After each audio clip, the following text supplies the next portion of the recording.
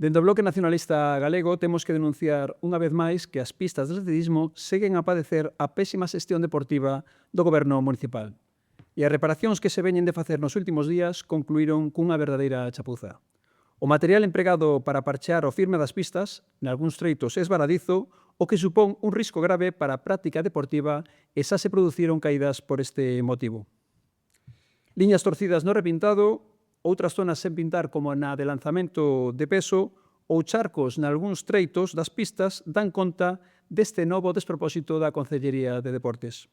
Un novo desastre nunhas instalacións que continúan pendentes desde o ano 2009 da súa reforma integral que o alcalde, lembremos, prometeu se ia desenvolver de maneira simultánea a reforma da bancada de gol no estadio de Balaídos e que, a día de hoxe, nada se sabe. Desde o Bloque Nacionalista Galego demandamos que a Concellería de Deportes actúe para corrixir de maneira urxente estas novas deficiencias e asegure unhas condicións adecuadas nas pistas de atletismo. É inaceptable que un novo parche non só non resolva prácticamente nada, senón que engada novos problemas nunhas instalacións que no seu tempo foron un referente e agora son un emblema do abandono que padece o deporte por parte do goberno de Abel Caballeros. O de converter as pistas de atletismo en pistas de patinaxe xa é o colmo.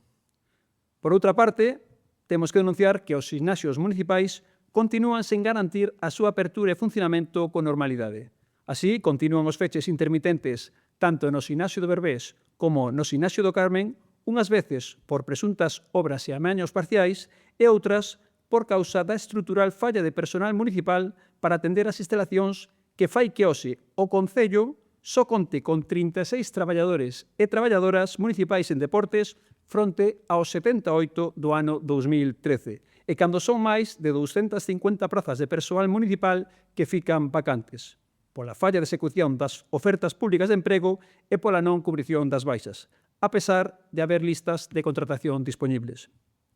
As moitas persoas usuarias dos gimnasios municipais continúan sen poder facer uso seguro e continuado destas instalacións e o único que fixo até o momento o goberno municipal foron pequenas reparacións e pintado, mais deixando os problemas de fondo sen resolver.